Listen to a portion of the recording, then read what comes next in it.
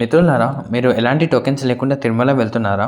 అయితే మీరు తిరుపతి వెళ్ళగానే ఎస్ఎస్‌డి టోకెన్స్ అనేది తీసుకోండి. ఇక్కడ కనిపిస్తుంది కదా!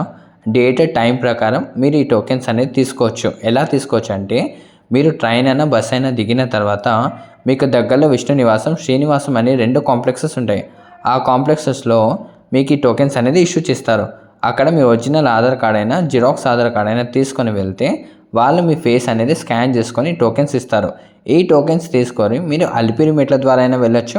లేదని అనుకుంటే ఓన్ ట్రాన్స్‌పోర్టేషన్ లేదా బస్సు, టాక్సీ ద్వారా అయినా మీరు కొండ మీదకైనా వెళ్ళొచ్చు అనమాట.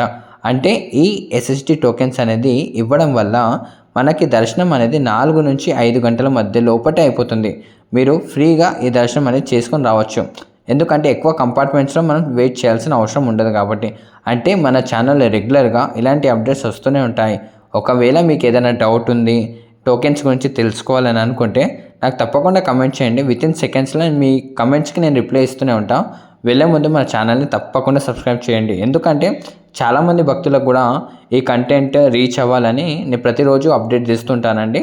ఒకవేళ నచ్చినట్టయితే తప్పకుండా లైక్, షేర్, సబ్స్క్రైబ్. ఓం నమో వెంకటేశాయ.